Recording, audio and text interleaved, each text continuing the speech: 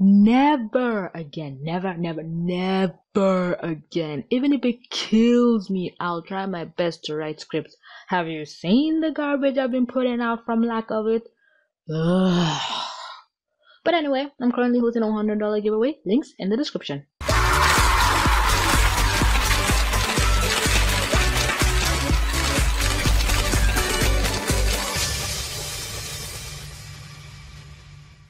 Regardless of your personal feelings towards 2017, it was an okay year for animation. Interesting even. I've always been inspired by other YouTubers' end of the year list. Jeremy Johns. And I thought I'd mentally and physically torture myself by making my own list with as little time frame to do so as possible. And just to clarify, this is my own opinion and statement. I do not speak for any other soul in regards to this list. Okay? Okay, let's begin. Starting off, our list at number 10 is Mysticons.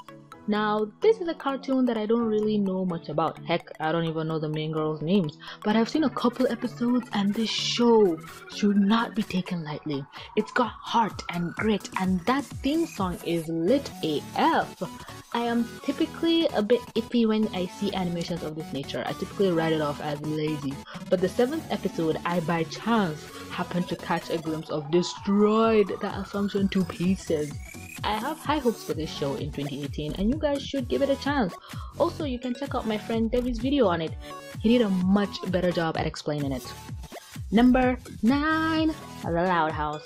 This show has been going strong ever since its debut, with a strong cast of characters and an ever-growing checklist of diversity, with the episode L is for Love putting the entire cartoon community on pause for a moment. The episode The Loudest Mission, Relative Chaos, was a staple episode for me. Regardless of how I felt towards it, it took the show in a bold new direction that I just cannot wait to see in the coming new year. Number 8, My Little Pony. 2017 was my breakout year for being a brony. I got consumed by everything Equestria, and I could not get enough of the show. I haven't really gotten caught up on season 7 yet, and my insanity for the show has died down a bit compared to its levels at the beginning of the year. But this show has been really touching to me, and as someone who has a shaky foundation when it comes to making and stabilizing friendships, this show has been a great companion and treasure trove of advice along the way. Number 7, Loli Rocks. Not gonna lie, I came for the sparkles and glitter and stayed for, well, the sparkles and glitter. But no, in all seriousness, Loli Rocks is a show that has one of the most gorgeous art style I've seen all year. It gave me a bit of a Winx vibe, but without the horribly anorexic supermodels. JK, I'm joking, I love Winx. But Loli Rocks just has something I can't pinpoint that just keeps drawing me back for more. The art is gorgeous, the characters are appealing and lifelike. The songs are actually diverse and catchy. Give it up for a show with an actual underlying plot with methodical messages given in every episode. And I was so impatient to see the ending I had to go and spoil it for myself, which I deeply regret. But hey, the characters' clothes and transformation sequences are so good, they make me want to fart glitter. Loli Rocks is currently available to watch on Netflix or YouTube, but is currently airing on Disney Channel in Africa. I highly recommend giving this show a shot. Other than a little weird or wonky relationship building, this show just might surprise you. It sure did for me. Number 6, Tangled the Series. Tangled has always been one of my absolute favorite Disney princess movies. Chalk it up there with The Princess and the Frog. I'd add Aladdin, but the movie was more about Aladdin than the princess. Anyway, Tangled the Series was a show that I was on the edge of my seat for because I was terrified it would suck. But thank God it didn't. The show sets up in a way that I believe wouldn't have any continuity issues. I hope. It introduces characters I absolutely love and sets up a world that would be totally believable. Of course, Rapunzel's dad would never let her out of his sight ever again.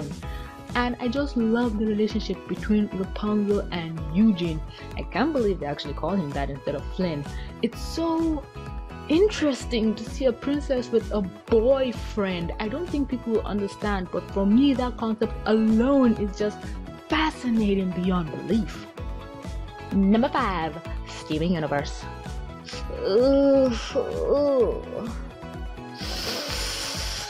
Yeah, Steven Universe fell down pretty low on this list. I had it in the top 3, but other better shows just kept pushing it down. Not to say that Steven Universe wasn't wonderful this year, with season 5 coming out with bangers, but the space between episodes and just overall lack thereof of it was maddening. Steven Universe had a strong year in terms of world building and revealed secrets, not to talk about the bangers of emotions we got from the last bomb, oh my god, but 2017 just wasn't its year. You know what I mean? Nevertheless, the show is still going strong, and I just hope the fanbase doesn't implode on itself by the new year. The implosion is inevitable. I'm just saying it should wait like till after the show ends. Number 4, Samurai Jack. My boy came back in 2017 with a blaze of fire. Samurai Jack completely wrecked up shit when it landed in March, turning its viewers old and new into rabid animals waiting for the next episode. I still haven't forgiven them for that April Fool's prank. I did not find that shit funny. Samurai Jack was a culmination of everything fans have always wanted and been begging/praying for. The show took us through a roller coaster ride of emotions with an ending that was, for lack of better words, bittersweet. The season was filled to burst with fan service galore, and if not anything, I was thankful it came back. Horrifically mind-scarring finale and all. Number 3, Star versus the Forces of Evil. Yeah, no. TVC, you put Star above Steven Universe? Weird, I know, but you have just got to give this show the props it deserves. Season 3 has been a bombshell this year, throwing the viewers through every single loophole possible. From Toffee, Star's transformation, Eclipse, Meteora, and the barrage of mind-numbing songs. Star vs. the Forces of Evil has been hitting its fans in the face with non-stop goodness, but also suffers from an illness I will now dub as hiatus-itis. Damn thing's been infecting good shows faster than malaria. Number 2, Attack on Titan. Save it! To all you keyboard warriors ready to go ham in the comment section that this is an anime, not a cartoon, save it! AOT has ascended past the realm of measly titles like anime and whatnot. Have you not seen my other top 10 lists? Fix that.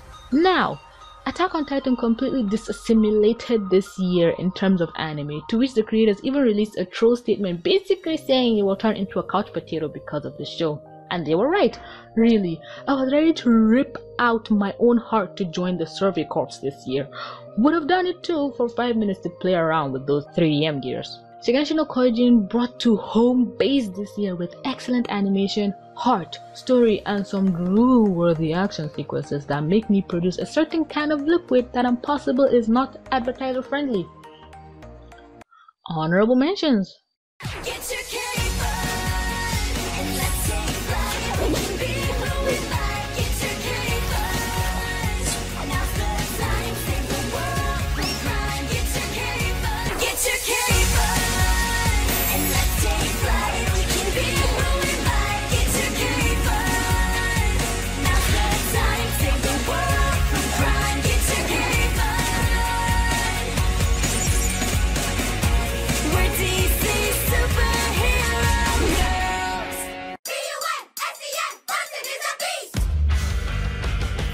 Bear and not a Yeti. To make him leave, cause I don't want his kind to be increased! But I don't care, it's super cool that Bunsen is a beast! Teen Titans Go. Chance, miraculous, l'idée du cœur, être héroïque en cas d'urgence, miraculous.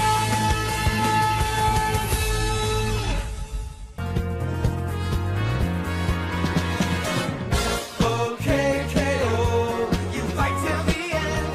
You are my best friend.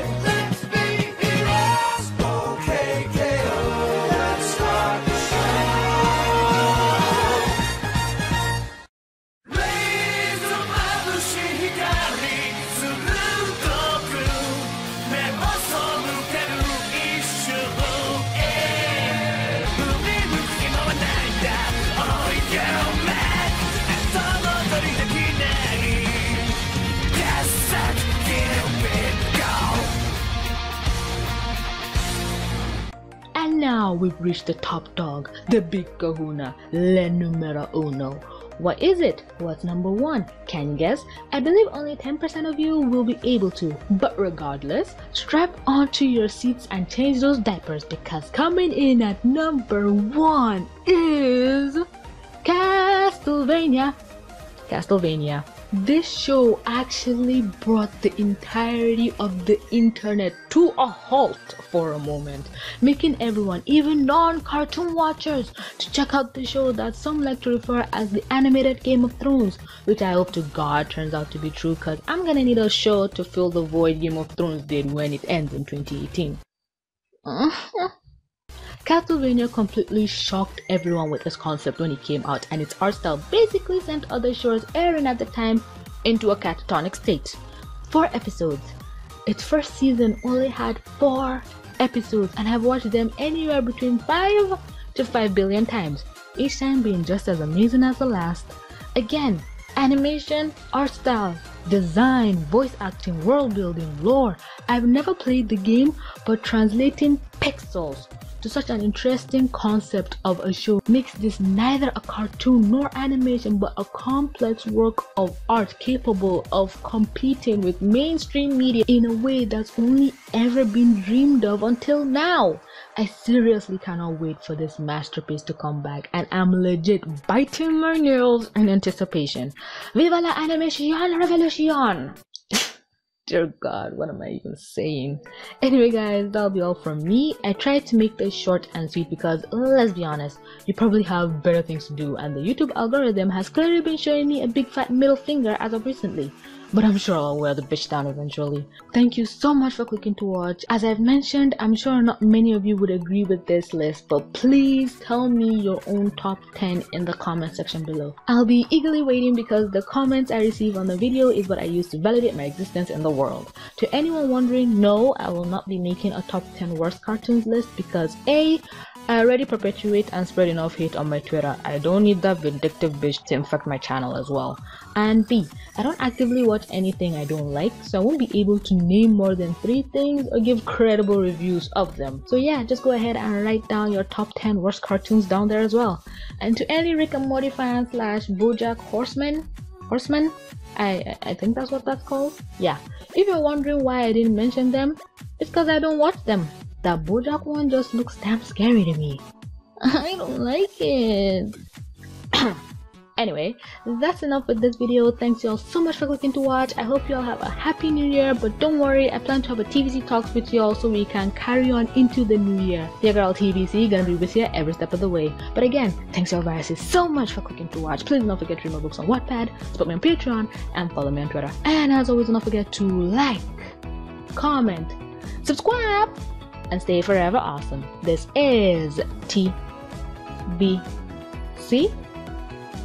signing out.